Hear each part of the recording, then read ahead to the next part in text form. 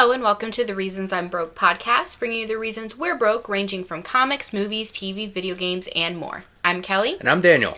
And for those of you joining us for the first time, welcome. What took you so long? The way we format our show is first we start out with some news. Again, comics, movies, TV, video games, and more. All the things that pretty much make us broke throughout the week. And we follow up with a comic book highlight from our pull list. Yeah, but first off, how's your week been? Busy. So I'm on a new project at work. Thankfully, half of it finished, and today is the start of a new chapter of that. But also, all my free time has been spent playing video games. We had some great stuff that came out recently. Our television has suffered because of that. Yes. Yeah, Fire Emblem Fates. We've both been playing, but you had Pokemon Yellow as well released just in time for Pokemon 20. Fire Emblem Fates, I'm chapter probably 20-something now. You're crazy. I'm on like chapter 8. I've got a child. I've got a wife. I've murdered people as a villain. Because I've gotten to the point of the game where you have to make choices, and they do affect the end of the game. Hey, we just got this guy. We took him prisoner. What do you want to do? And he says, look, I'll work for you. I'm not loyal to anyone. It's fine. And then one of the guys on your team says, he might be a spy, though, for the other side. And I'm like, yeah, let's kill him. And so instead of having a new party member, because I'm like, I got plenty, we murdered him. And then that was it. Oi. And then I just got complimented by the villain, like, maybe you are my son. And That's terrible. I love it. It's good. I'd be like, no, save him. Make him work in the kitchens where he won't learn shit.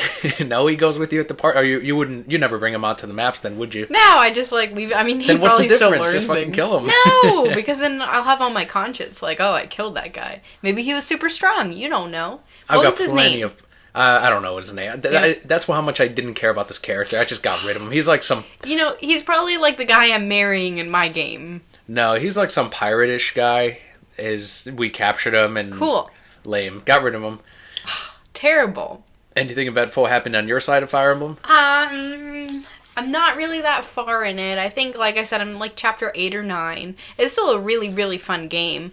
But, so you have Fates and I have Birthright. And Birthright, as we've talked about, is much Conquest. easier. Mine's Conquest. I'm sorry, Conquest. Fates they're both called Fates. Yeah. There we go. I figured it out now. Okay, anyway, mine is much easier than yours. So every time I go to take on a new challenge, or the next chapter, it has like 3 different challenges that I can take on. And I'm like, yeah, let's go fight these like wimpy guys and just earn XP. So it takes me significantly longer than you to get to the next chapter because I'm always just building up my characters and making them fall in love. I did have one couple get together and have a kid. Already? That was quick. Yeah, but it was the little girl and the little kid.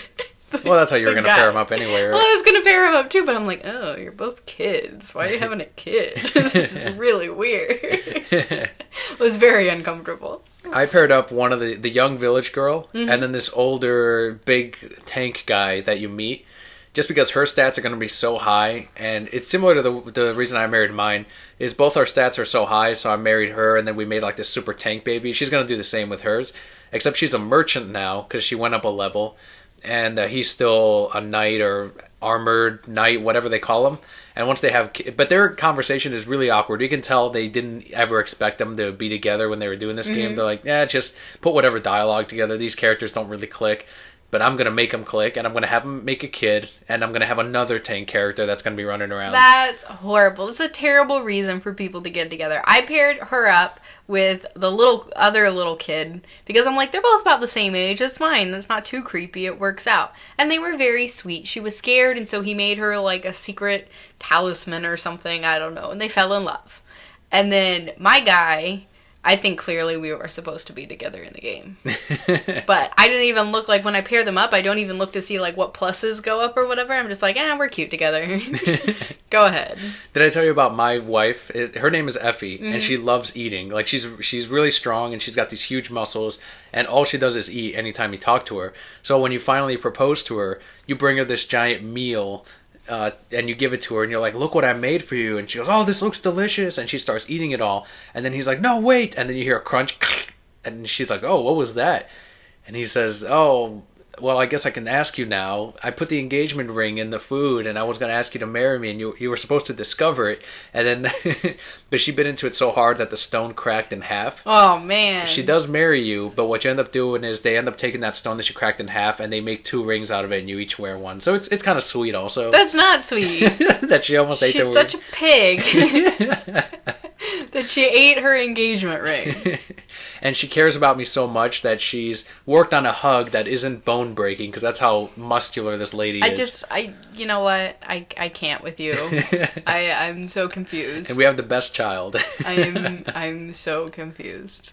But in addition to playing this game, and another reason why I'm not as far as you is because, like you said, I also got Pokemon Yellow. Started playing through that again. It's great. It's exactly like the original, down to the fact that I could name my rival Yo Bitch. And I could name myself Badass, and the game did not stop me.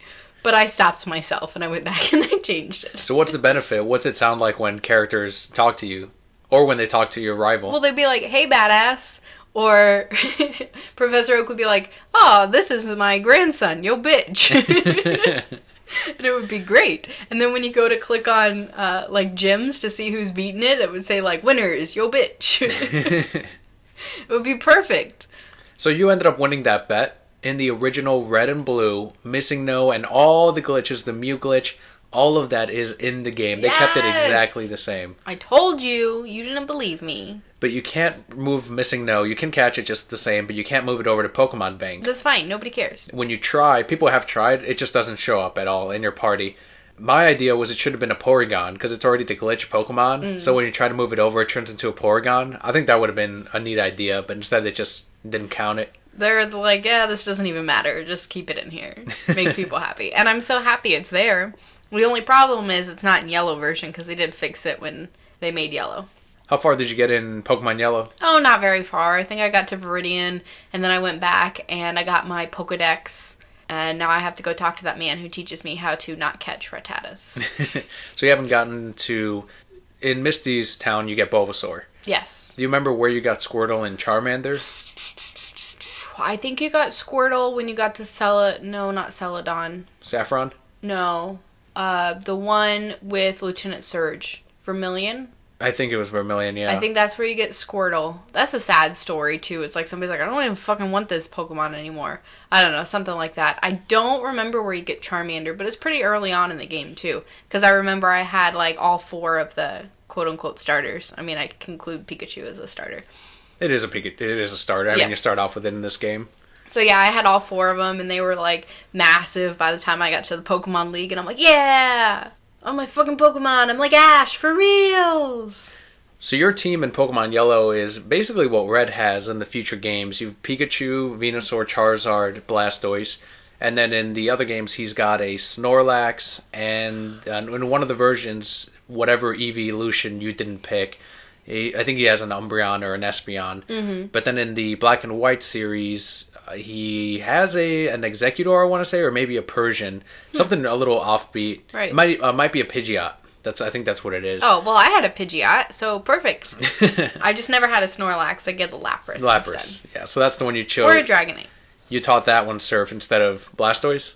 I might just taught Blastoise Surf, because you need Surf before you get to the Lapras, I think. Mm-hmm. Maybe not. I don't remember. This was a long-ass time ago, and I'm old. I don't even remember what was for breakfast. Actually, it was Taco Bell. Almost 20 years ago. People forget that Pokemon Yellow came out a couple years after, and I think they're counting the Pokemon 20 based on Japan's release date and not North America. So for us, I think it's 18 years since Red and Blue came out. Wow. But Pokemon 20th anniversary. We celebrated by posting on Twitter, by talking about it right here on the podcast, by posting on Facebook, Tumblr, Instagram, by playing in my own Pokemon League, by just enjoying and watching the new Pokemon movies on Netflix, and watching the Pokemon Origins again. That special is amazing. It's still up on Hulu if you get the chance to watch it. It's one of the best Pokemon things ever. But that also means that there are other podcasts out there that are also talking about the 20th anniversary of Pokemon. And the one we want to talk about is the Pokemon Rewind 20th Anniversary Special, Part 1, on the arcadearchives.com. We were actually fortunate enough to be able to make a special guest appearance in this episode. A good friend of the show, Josh, asked us to be on, and of course we were more than happy to accommodate that. He sent us a questionnaire, and we went through the list, talked about our favorite Pokemon moments, and essentially answered a lot of the questions that he had for the other guests also. So this was an episode made up of many different guests, many different voices.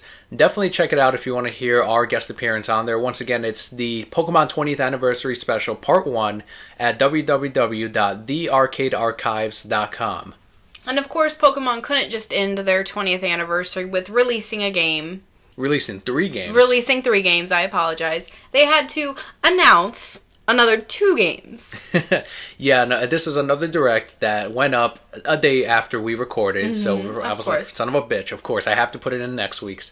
Through a Pokemon Direct live stream, Pokemon Sun and Pokemon Moon were officially revealed to the world.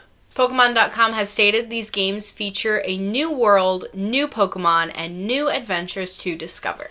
That is all the information we got out of this, aside from some background footage. You know what they could have put up there? Anything? They could have said, "You're still gonna buy this, bitch." They could have, yeah. They put up the 2 logos. New world, new Pokemon, and new adventures to discover. Is this a new generation of Pokemon? Are we going to go to a brand new region in these 2 games?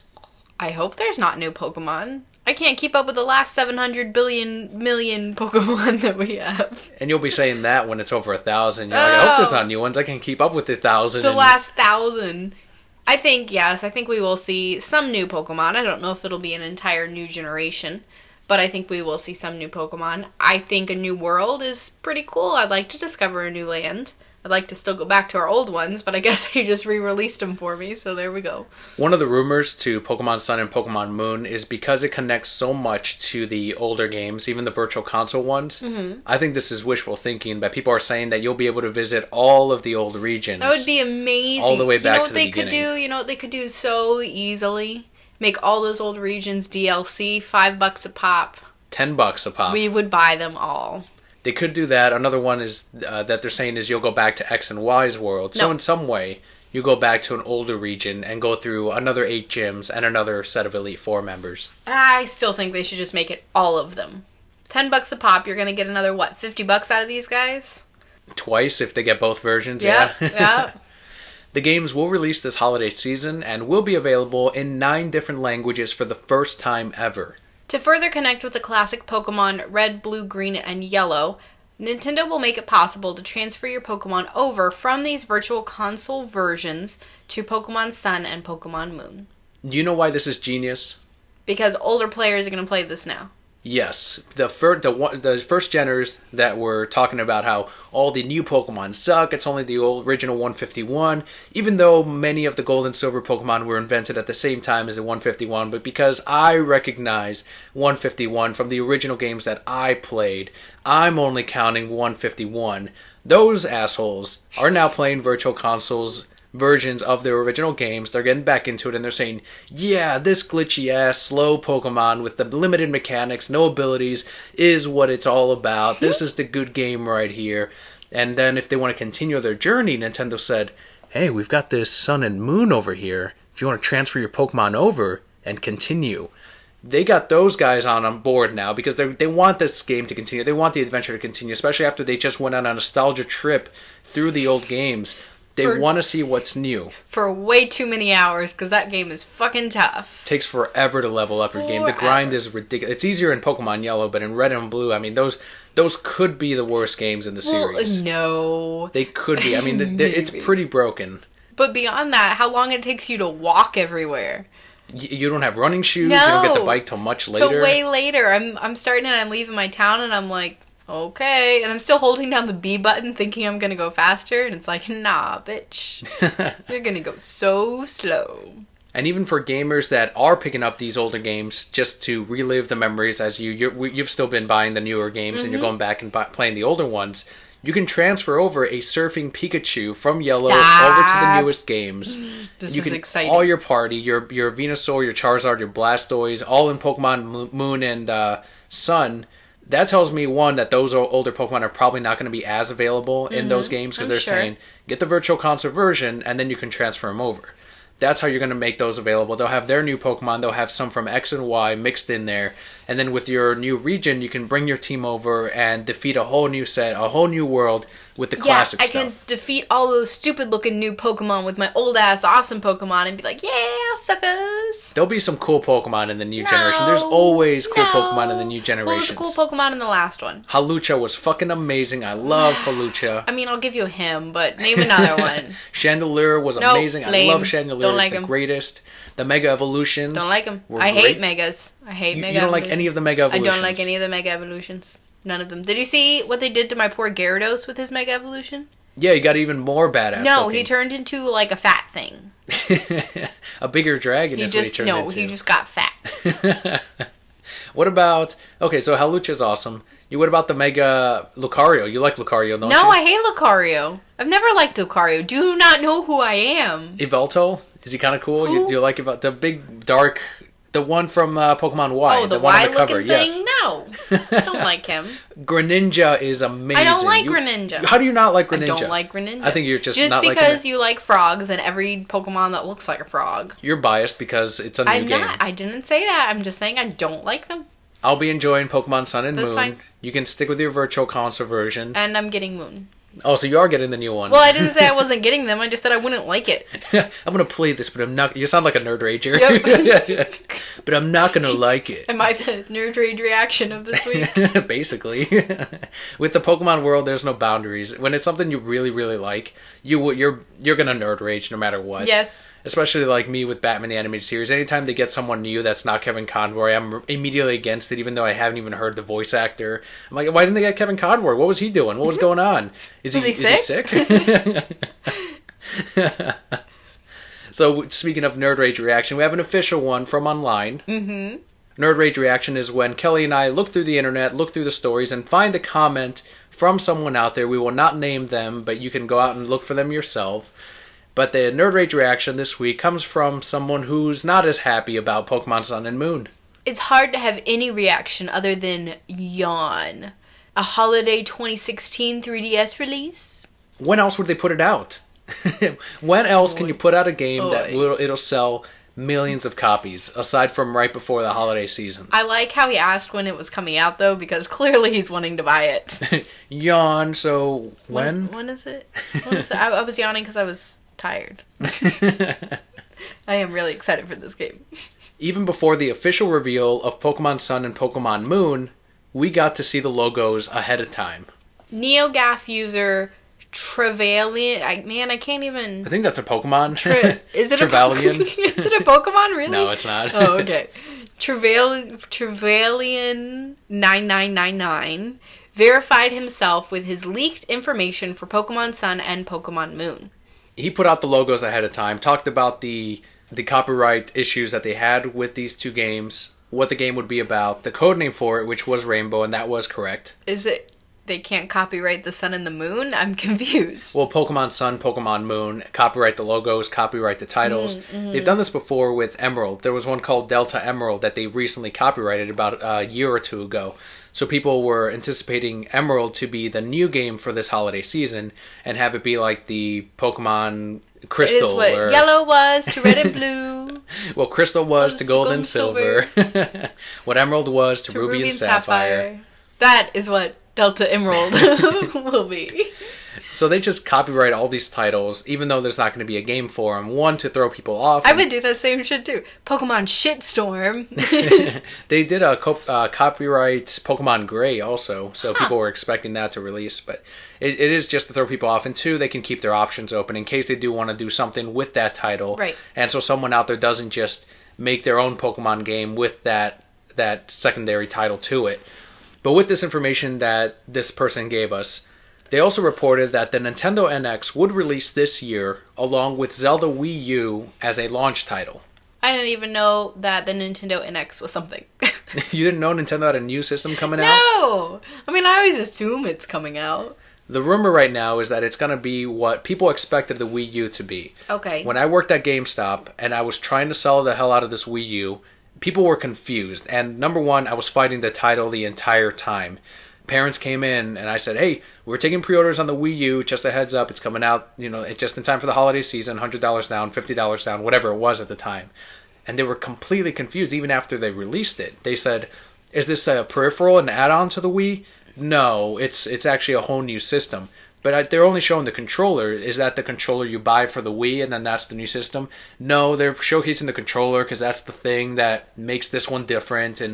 But it's a whole new system. It's kind of like PS3 to PS4, except they're calling it Wii and Wii U. So the whole time people, because they were so used to accessories and add-ons with the Wii U, with the Wii, that they expected this new system to just be another one of those. Their marketing did not help because, again, they only showed off the controller. Right. They barely showed off the system. And the commercials did not make it clear that this was a brand new generation of games and a new system on its own. So with the NX, one, they better change the fucking name. Get away from the Wii name on it. If you're going to name it another Wii title, put a 2 on it. Put something that tells people that this is a successor to the previous system. But what they're saying that the NX might be is that there's going to be 2 components to it. The system itself and then the handheld version. And you can use that handheld portion of it as a controller and then take it with you to play the Nintendo NX, just like people thought the Wii U was going to be. The Wii U, you had to be within a certain number of feet to still be able to play on the controller. Right. I remember, you could only go to the bathroom and then you had to come back. Yeah, basically. What the speculation is, you buy the handheld and it'll be just like the 3DS. And then you buy the system portion of it, and you've already got the controller, which is the handheld. And then those connect with each other. It'll connect with the cell phone apps that they're coming out with. Right. And you can just have that new system on the go or at home when you can play it on your television. So like a full experience of the Wii U, integrating it more into their handheld versions. I think that's really smart. They should definitely do that. But I'm sure we'll find out soon if it is coming out this holiday season, like this user said. So we had talked about how they were going to release Zelda Wii U as a launch title. Something similar was done with the Wii's initial launch when it had GameCube's Twilight Princess available opening day. Twilight Princess was delayed for years. It was maybe 3 years that it just kept getting delayed, and people really wanted it because this was the realistic Zelda that they had been asking for that they did not receive with Wind Waker. And with the Zelda Wii U title, that is going to be open world and a little bit different, more like the handheld version that you played and you completed, in which you can go to these dungeons. Link Between Worlds. Yes. Or A Link to the Past. A Link Between Worlds? Link Between Worlds. Yes. Dungeons in any order you want, and they want to do that with the Zelda Wii U because people really like that. I'm sure you did as well, that you could just go wherever you'd like. So now they can bring it out on the Wii U. They can't tell me what to do. I go where I like. With the NX and the Wii U, you can probably double your sales because people aren't going to jump immediately into the NX, and people are going to want to get it on the system that they already have. For sure, yeah. You're going to have people like us. We will probably get the game for our Wii U, and then later down the road, when we get the NX, we'll buy it again. Just like we do with all our Pokemon games. I have my yellow version on my GameCube. I could play that. I don't know if I'll buy the Zelda Wii U title right away. I did not like Skyward Sword. No? And I'm going to have to see what the controls are going to be like on this one, because that can break a game, and Skyward Sword is the definition of what happens when you try to get too fancy with your controls, when you try to do too much with what your system is capable of, and try to force it all into one game. And at least for me, it did not work. Having to resync that controller every 10 minutes took me out of the experience over and over again. I never played that one. I think A Link Between Worlds is the only one that I have played, and I really, really enjoyed it. Knowing me and the kinds of games that I like, I feel like this would be too open for me. I would love to watch you play it, but there's a lot of hand-eye coordination with games, and I like pushing buttons. And we still have Fire Emblem and a bunch of other games that we have to complete still. But we didn't even do the Nerd Rage Reaction jingle earlier today. I think it's your turn. I've done it the last 2 times. Man, okay. Nerd Rage Reaction! The reaction for this story reads, "Fuck you, Nintendo. I bought a Wii U for Zelda. If you release it on both, ugh." I'll have to buy both, and I will, because I love your stuff. I don't get his complaining. It doesn't affect him one way or another if it comes out on the Wii U or the NX. If they bring it out on the NX as well, does that mean his Wii U gets taken away and all that money he spent on it is gone now? When you plug them both into the same socket, like the NX overrides the Wii U and just breaks it. His logic is that he bought a Wii U for Zelda, and he's thinking I should have waited and gotten the NX instead because now they're releasing it on both. But has he not been playing any of the other games since then? Or does it just bug him that it's not exclusive to the Wii U, the one that he chose to spend money on or she chose to spend money on? I feel like we've learned with these Nerd Rage reactions, they don't really think these things through. They just react. And this is another perfect example of that. So great stuff on Pokemon 20. Great stuff for Nintendo releasing in 2016. I'm certainly hoping that this is their upswing as far as where they went with the Wii U and as far as how successful that system was for them. They're still good on the 3DS. That definitely came back, but I do want to see their console side come up just as strong. Now we can move forward to the small screen with the monthly segment that we have now, which is What's New on Netflix for March 2016. We have some great releases on this list, too. Really excited. We're going to start off with Good Burger. Welcome to Good Burger, home of the fucking Good Burger. I love that movie. Can I take your order? Yes. Straight from Nickelodeon. I saw it in theaters. Did you really? Yeah, I saw it in theaters. I asked my mom to take me, and she did. She didn't know what the hell was going on because she didn't watch the show, but I remember liking it. Mm-hmm. I liked the show. I loved that show, and I'm going to share a little embarrassing fact about my childhood. So growing up, I thought it would be so cool if they cast me into the show, right? Mm-hmm. As Kel's sister, Kelli. And it took me years to realize why that wouldn't work, because I am the whitest of white. They could have just played it off like Louis does on the show. Like, his wife is black and his kids are whiter than he is. Mm-hmm. And they just don't talk about it. He's like, what? What's the big deal? Okay, well, I'm pretty sure nobody would not talk about Kel and his sister Kelli. I did love that show, though. I'm excited to watch this again and see if it still holds up. Wasn't Kel adopted anyway or something? We never saw... I don't remember ever seeing his parents. Keenan was adopted, wasn't he? Oh, Keenan was the adopted... I thought one of them was. I think Keenan was adopted. Because they have this whole big thing where he overheard his parents say he was adopted and he was freaking out. Yeah. These highlights, by the way, for Netflix are just some of the stuff that relates to what the podcast Kelly and I cover every single week. But you can see the full list if you just Google what's new on Netflix. The next one on here is Groundhog Day. I've never seen that movie. I'm still debating on whether I want to show you that. It was from the 90s. Bill Murray. A lot of people seem to like it. The whole premise is that he wakes up one day and he always wakes up on Groundhog Day. Every time he goes to sleep or if he dies, he wakes up the exact same morning, exact same day. He knows what's going to happen because he's relived that same day over and over again. And he doesn't know how to get out of it. And that's the whole premise of it. It's just a character development story on appreciating not only the people that he works with in the town, but he just gets to know everyone so well that he grows so much as a person. It's almost like we don't even know how many years he lived this over and over again. You don't see it all. You just see progression and some of the highlights of these days. It's a fun movie, but it's not like a filmmaking going down as one of the best movies ever, but it's still a fun movie to at least watch once. I think I will show it to you. Next we have Scarface, also another movie that I've never seen. The Rise and Fall. That's what that story is. The Rise and Fall of Success. It's with a drug dealer. Huge movie for...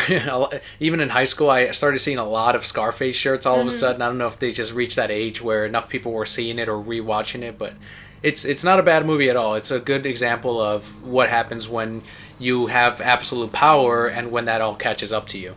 Next is Star Trek II, The Wrath of Khan. Have you seen that one? Yes, we did. We watched that together for the first time. My favorite of the Star Trek movies, right there. Khan! It was Montalban is the actor that played Khan. Yeah. Excellent role. He first appeared in the original series, and they brought him back for the movie many years later, and he's still in shape. Like, he's got the muscles. I remember. I was like, he's an old-ass man. He's really good looking. That was a part of his disease that the actor had. He had to stay in shape all the time to help combat this, and part of that really worked out for this movie too. Yeah. So they changed his costume, so it's like, let's give him a V-neck, real low V-neck down to like his belly button. It's just his costume, guys. He's an alien. It's just what they wear on his planet. Also this month we've got House of Cards Season 4. Finally, Claire. That's how it ended. Season 3, just Claire. So excited for this. If you guys haven't checked out this show, you need to watch this show. If you say, Kelly, I don't really like politics, it's really not that political. It's mostly just Kevin Spacey taking over shit, sleeping with people. Men and women, whatever. And whatever party you happen to fall on or not party you happen to fall on, this has nothing to do with any of that. It's just the workings of the system, relationships in the political spectrum, but there's drama all throughout this. It's so good. Also, if you want to laugh, Louis season 5. I missed a bunch of those because we don't have cable and it wasn't on Hulu. But now the whole season's coming on Netflix. I can watch it from beginning to end. Louis C.K., my favorite comedian. Oh, Louis. If you've never watched Louis, he has some very dark humor. Very dark humor. I love it. It's so cynical and dark. And a funny story for him, a funny episode would just be Louis having a miserable day, and that's the end of it. Like his dog dies, and then credits. And that's the type of humor. That's terrible. It's so sad. One of the episodes, it was that one exactly. It was from season 1, where he wants to buy a dog for the kids to play with, and he can have a companion. And when he goes to the adoption center, to the shelter, he's looking at all the dogs. He's like, okay, well, this one's really nice. And then the lady that's walking him through them all, she's kind of attractive, and she's talking about this older dog that they've had for a couple months now. This one's really sweet, and she's petting it, and he's just attracted to her. And it slows down to her petting the dog and her talking, and he's like, yeah, I'll take that one. So he buys that old ass dog, gets all the food, gets the crate for it and everything, brings it home. He's like, oh, this is your new home. All right, let me get you some food. So goes to the kitchen, gets the bowl, gets some water ready, comes back, and the dog's dead. That's horrible. That's the end of the episode. Like a car comes down, one of the some kind of service where they take your pet and they take him away. I don't know what it is because I've never had to go through that, thankfully. But they take away the dog that he just bought the same day that he only purchased because he found the one lady attractive, and the fucking dog died of old age immediately after. That's the kind of humor you are in for if you watch Louis. Terrible humor. We also have Digimon Fusion Season 2. I included this one because I used to like the Digimon show from the first couple of seasons, and I'm very curious as to what Digimon Fusion is. I'll watch this, especially if it's on Netflix. And finally, Daredevil Season 2. They killed off 2 of my favorite characters in Daredevil, yours as well, and then the third one, which was Kingpin, completely changed into an evil bastard by the end of it. They made him so relatable and so charming throughout the entire first season, and then at the end they're just like, fuck it, throw it out the window, he's evil, completely done. And that's when I lost interest on Daredevil, and it was at the very end of season 1, so I'm like, well, fuck, they got me, right? Because I sat through all of them only to have them ruin it for me at the very end. So I'm not going to watch season 2, but that is out there for Brokettes. I know a lot of people did really like season 1 also. It was well crafted. And Very well crafted. It was. And, you know, maybe it's worth giving the first episode a shot. You say you're not going to watch it, but what if they do the same thing with a new character? With a new character that they'll later kill and say, Dan, this is why you were watching it, right? You're not watching it for boring-ass Matt Murdock or Daredevil. You're probably not going to watch it for Punisher or Elektra. So here's this character that you enjoy. He's dead too. We're going to kill him halfway. Isn't it worth it to see me do that dance, though? You do have a good dance with the opening theme song. Yes, it's amazing. I got to be drunk to do that dance, though. So that was our list on what's new on Netflix. Next week we'll do what's new on Hulu for all of you for March 2016. But now we're shifting on over to the big screen. Yes. So Star Wars The Force Awakens director J.J. Abrams had this to say about his thoughts on including gay characters in the Star Wars movies. Quote, "Of course, when I talk about inclusivity, it's not excluding gay characters. It's about inclusivity. So of course I would love it. To me, the fun of Star Wars is the glory of possibility. So it seems insanely narrow-minded and counterintuitive to say that there wouldn't be a homosexual character in the world." End quote. So there were some reactions to this, both on Star Wars Underworld and Star Wars Hub Facebook pages, and they were not as positive. So we have a list of just a few comments that we'd like to share with you. These I'm not calling nerd rage reaction because it's just pure toxicity in the human mind and heart that you don't deserve nerd rage reaction. You don't deserve the jingle. You don't deserve any of that. You just deserve to be publicly ashamed by 2 podcasters on the internet. With like 3 listeners. So the first one is, these are terrible. "If that happens, goodbye Star Wars. I will never watch again. See you later, bye. Disney's not impacted by you not watching." And yes, you will watch. Only if it's pertinent to the story. Not to add gay characters for the sake of throwing it in there since they're gay. Imagine if we said that every time there's a stray character. Oh, why is there a stray character? Are they just throwing in a stray character? Is it pertinent to the story? What's going on? Why does that matter? No one ever says that about the stray characters, but as soon as they include something that's already that exists anyway, why? Why are they putting it in there? Why is there a black character? Why is there a gay character? Why? It's not important to the story. Neither are the stray characters. None. They don't take the. It just pisses me off. Yeah. It just pisses me off. Another one here. I don't see how this would matter or how it would influence the story. So I'm reading that, I'm like, oh, cool. So it doesn't matter, right? And then they continue. There's no need to shove political correctness into everything possible. Oh, well, never mind. Just like basic human rights. Can't put that into anything, I guess. I'm thinking they're saying it doesn't matter if there's gay characters. What's the difference? It's the story that's important, but they completely miss their own point in their own complaint about this shit.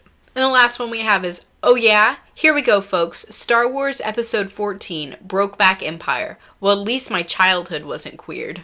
Wow. I'll tell you what, if it was, you wouldn't be such an asshole right now. Yep. If they had gay characters in the Star Wars universe since you've been a child, if gay people were as accepted as they are now, and I'm not saying they're fully accepted even now, but if they were back then and you saw this as a kid, you would be a lot more tolerant than you are now. So thankfully they are putting these in these movies so that people, generations growing up, can view these characters and be more tolerant than the generations in the past. It amazes me that this is still an issue in our society. That just blows my mind. I would have been years ago, but when, for example, when we had our first black president, all the racists came out of nowhere, and that was the time when you'd think, you know what? I think we did it. We're getting somewhere with this racism thing. We have our first black president, and this huge pushback to the point of what we're getting now. And that's when I'm like, okay, so this shit doesn't surprise me that there's homophobics out there, there's tons of racists out there, and it just shows that there's still a lot of work to do. Can I say though that if Kylo Ren had had a gay uncle, that movie would have turned out way different. It would have. And people freaking out about this. One of the Clone Wars producers said, actually, these two characters we put in there are gay, but they just never, they never kissed or anything, but they were gay. Right. And then other people were saying, wasn't C-3PO gay? He was pretty flamboyant also, and even though he's a robot. And then, of course, in the latest movie, Poe and fucking Finn and Poe are gay together. Those are two gay Star Wars characters. Clearly. Watch that movie again. They're in love. Something that I always like to tell people about, because I grew up in a very conservative family, so I do face occasionally, people who are critical of people who are gay. And I always like to point out, because for whatever reason, when people think of somebody as gay, they assume that they're flamboyant and making out in front of everybody and doing all these PDAs. Perverted or something. Exactly, making everybody uncomfortable. And where I work, we have a pretty well-known gay days once a year. And can I tell you, there are less people groping on each other at gay days than regular days. When people are grabbing each other's asses in the middle of my restaurant and sticking their tongues down each other's throat and jumping on each other. And those are straight people. Right. Gay days, they're very respectful. They're very nice. Those are my favorite days to work because people are just so appreciative and so different from straight people. How dare you stereotype gay people for being nicer than straight people? I'm sorry, how dare I? But it's the truth. But the thing is, but heaven forbid if a couple of guys are kissing because other people get uncomfortable. That's your fucking problem. If you're uncomfortable with seeing gay people out in public kissing or making out or grabbing each other's asses just like they would, or have you seen with straight people, or if you see in the Star Wars universe two characters kissing that are of the same sex, if you are uncomfortable with that, that is your very own problem, and that's yours to deal with. And if you don't like it, don't watch these things. It's that simple. But unfortunately, you're going to miss out on a lot of things just because you're an intolerant bigot or whatever you may be. Let's face it, in the Star Wars universe, as JJ said, what are the chances that... I mean, there's straight characters. Why wouldn't it be or gay characters as well? It makes no sense. In the future, everyone is straight. No, this is in the past. Remember, a long time ago in a galaxy far, far away. Well, in that galaxy far, far away, everyone is straight. Every single person. Everyone. All the aliens, all the different races. Except for Finn and Poe. Except for no, just friends. Just friends. Yeah, they just really care about each other. Just friends. Poe just taught him what it's like to be a man, a free man, away from the Empire, yes. And taught him joy, gave him his jacket, which he kept, and told him he looked really good in it. And when Finn thought he was dead, that Poe was eaten by the monster. I'm sure Star Wars nerd out there, it's called a Langorian or whatever it may be. Langorian? I don't know. That sounds like a type of vegetable. Then when he saw him alive again on that planet, again, another nerd's like, it's this planet, fine. He was so happy and overjoyed, and that's when he let him keep that jacket. Amazing. Just two gay characters right there on the big screen. I'm happy, though, that they had the balls to release this statement to say, no, this is what's going to happen. And understanding that, yeah, there was going to be a backlash, but it's a ripple in the pond. It doesn't really matter. Another movie that was ruffling feathers recently was Deadpool. And we've got some news on where we will see the Merc with a Mouth in the future. So screenwriters Rhett Reese and Paul Wernick revealed that they and Deadpool will be involved in the eventual X-Force film. We've got a quote here. I think everything that Deadpool's involved in, we will have a hand in, and it's a universe that Ryan Reynolds and us are very close to and very protective of. So I do think that we would absolutely be involved in that franchise as well. If it's Deadpool related, I think you'll see some of our fingerprints on that. End quote.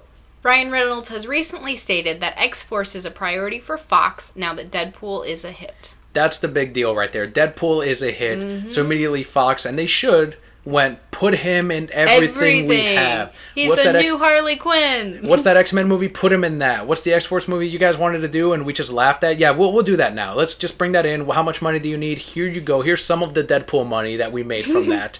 You can make another Deadpool movie. Here's just $1 billion of the Deadpool money that we made. What's that called? X-Force? It's Deadpool and Friends, alright? That's what we're gonna do that. We're gonna do the Deadpool 2. We're gonna put him in the X-Men movies.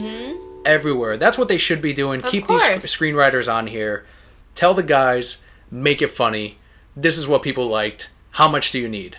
I did hear my first negative comment about that movie, though. Out of everybody I've talked to, I've heard one negative comment. And it was just a little too much for me. Which really wasn't that negative. No, that's not at all. Probably the content, which even that was not that heavy, but... And then somebody responded with, well, do you know who Deadpool is? Like, that's Deadpool. But this is so smart of him. Like you said, put him everywhere. Make that money off him while they can.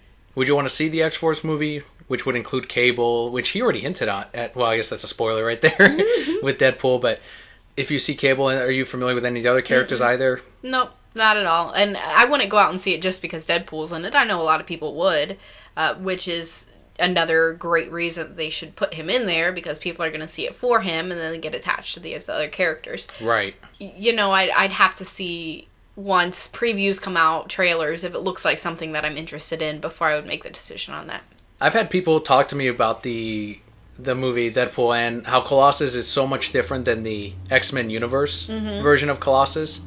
This Colossus is closer to the comic book counterpart and the ones we've seen in the games and the cartoons and all of that. And they're saying, so is this a different Colossus, or is this the same Colossus, but he looks different, he talks differently, and he wouldn't be the same age either than what we saw in the movie. And I'm just like, one, if you want the answer, X-Men, Days of Future Past changed the past and changed everything, so that's why there's a different Colossus. Right. But two, if that's not good enough, these characters aren't real anyway, so who gives a shit? Just enjoy the movie. These are storybook characters. They don't have to connect everyone. Don't get so hung up on continuity. Who cares? Enjoy the fucking movie. Enjoy the story. Enjoy the comic book for what it is. Another movie that we will enjoy no matter what. And that we've already spent money on. A lot of money on. A lot of money. Batman v Superman advanced tickets released just a few days ago. 2 days ago? Yeah, they went on sale. Well, the podcast comes out on Sunday, so at that point it'll almost be a week ago. Okay. It's yesterday for us now.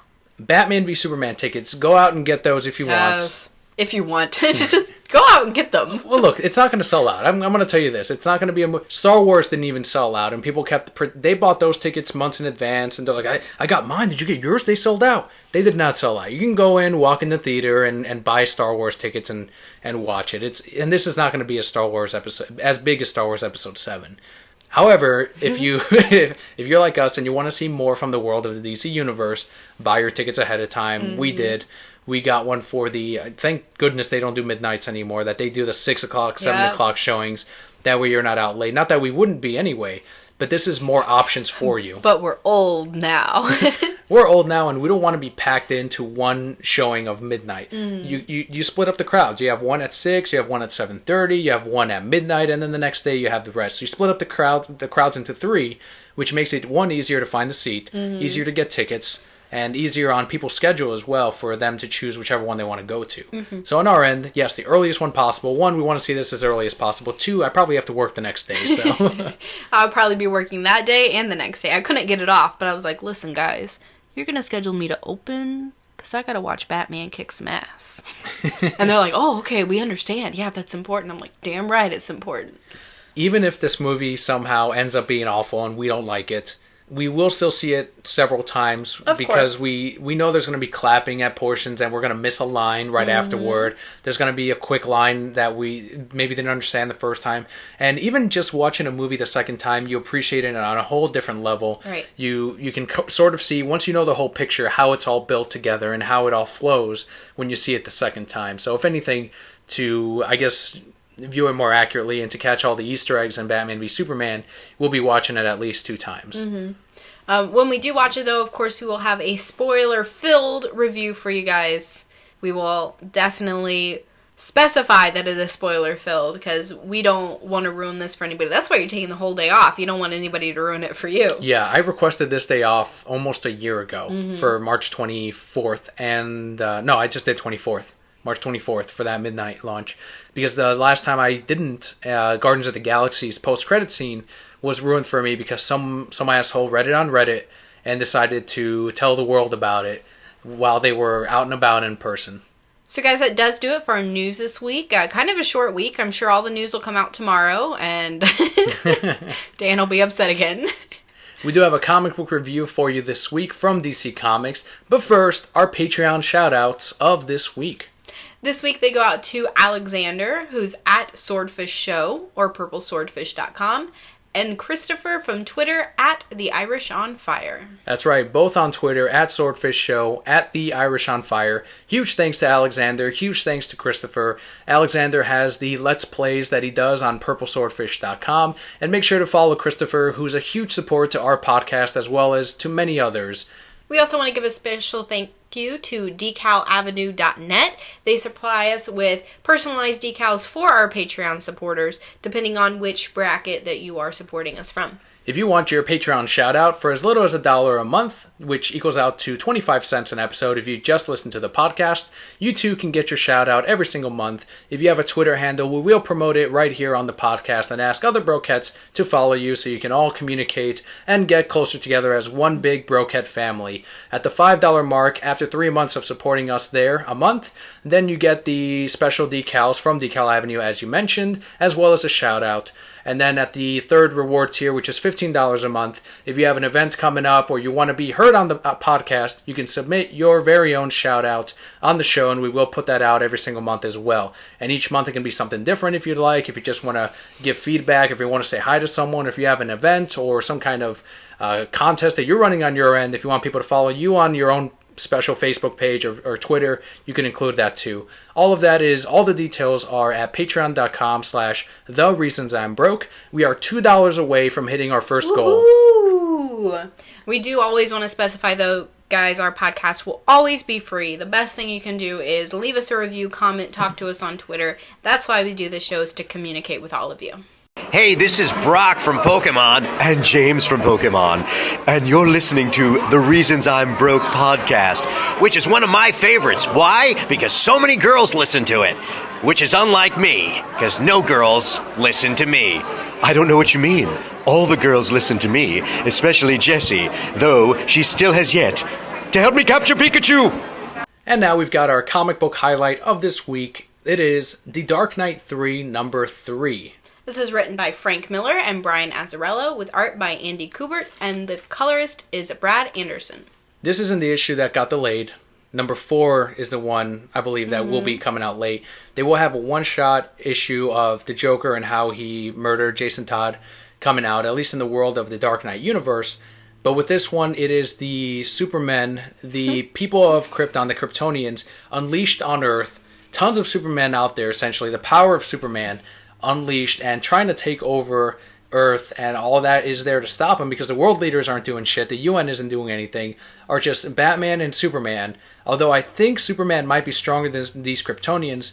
One, not because he's been on Earth all these years, so he's used to it. Not because he's perfected his powers after being on Earth exposed to the sun, or because he knows Earth so well and is an Earthling essentially himself, but because he knows he must protect Batman. Superman Loves Batman theme song.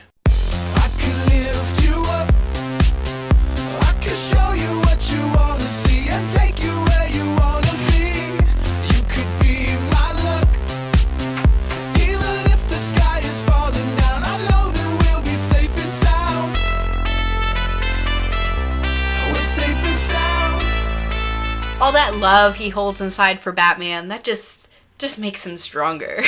It's not the sun powering him up, it's Batman. So, in this slight spoiler, we know in the past that he'd frozen himself, right? And he was frozen today. And he wasn't coming out until maybe ever. That might have been it. But it took Batman. Yeah, because Batman was gone. He's like, I have nothing to live for now. And now that Batman's back, he's got everything to live for. All that power's returning. He's going to save the world, but he's saving his man.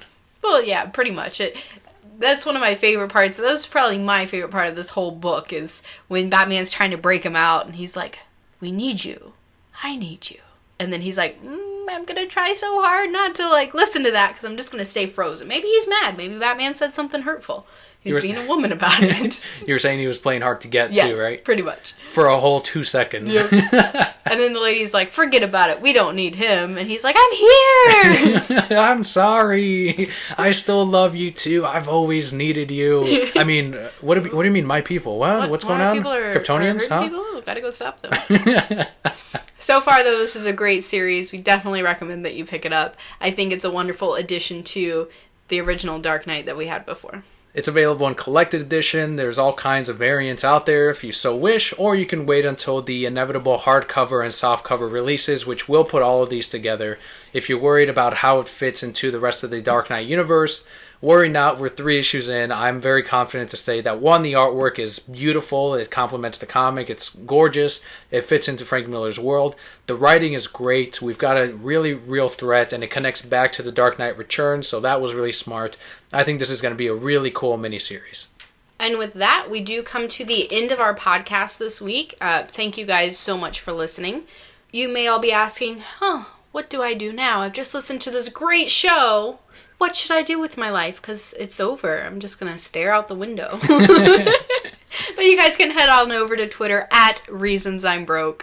Hit us up. Let us know what you thought of the show. Let us know what you thought of any of the news we talked about this week.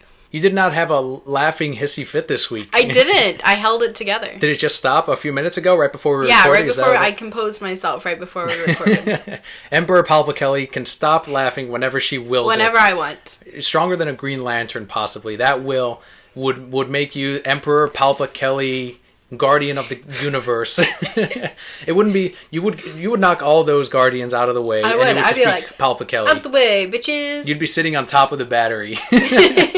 Just chilling. I'll be sitting inside the battery, like, hello! Scare them when they're trying to power up again, and you're like, boo! I make them think they're powering up, and they're like, and then I'm like, haha, JK, bitch! Knock the ring off their hands. Watch them chase it as it rolls around, like, hurry, hurry! You're in a force field that keeps you breathing right now. It's just gonna go away without that ring. You could also find a link to everywhere we're at by heading on over to thereasonsimbroke.com. You'll find the link to Twitter, Facebook, Instagram, Tumblr. You can stream the podcast right there every single week. It uploads on Sundays at noon Eastern Time, and it goes up early for our Patreon supporters. They get an exclusive link, sometimes days ahead of time, for the latest episode. So once again, guys, thank you so much for listening. I'm Kelli. And I'm Daniel. We'll see you next week.